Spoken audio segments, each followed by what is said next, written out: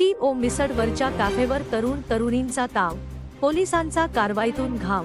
RTO मिसळवरील कॅफेवर Deopur पोलिसांची धाड। याबाबत वृत्त असे की धुळे शहरातील देवपूर परिसरातील स्वामी नारायण मंदिर रोडवरील RTO मिसळवरच्या मजल्यावर तरुण तरुणी या ठिकाणी एकांतात येथे दिलखुलासपणे अश्लील चाळे करत असल्याची माहिती देवपूर पोलीस ठाण्याचे पोलीस निरीक्षक धनंजय पाटील यांना मिळताच ताबडतोब पोलीस पथक घटनास्थळी दाखल झाले। यावेळी परिसरात एकच खळबळ उडाली, तर या कारवाई दरम्यान येथे 8 मुले आढळून आले, तर त्यांना व त्यांच्या आईवडिलांना बोलवून समज देण्यात आली।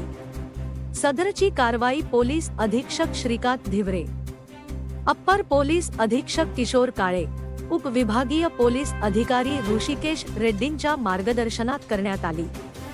यावेळी पोलीस उपनिरीक्षक Sunil Vasave, PSI Talekar, PSI Indave, police head constable Pankaj Chavan, SI Milind Sonawane, police Naik Gunjal Rahul Gunjal, LPC Lata Patil, Manisha बांगराजेंद्र हिवरकर, मोहिनी माळी आदी पथकाने सदरची कारवाई केली।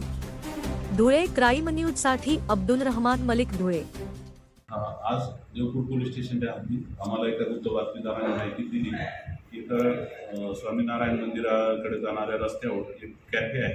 त्या कॅफेत काही मुलामुलींना एकांत मिळावा या उद्देशाने तिथल्या कॅफे मालकाने जागा उपलब्ध करून दिली आहे। त्या अनुषंगाने आम्ही पोलीस अंमलदार अधिकारी यांच्यासह तपासणी केली त्या कॅफेची।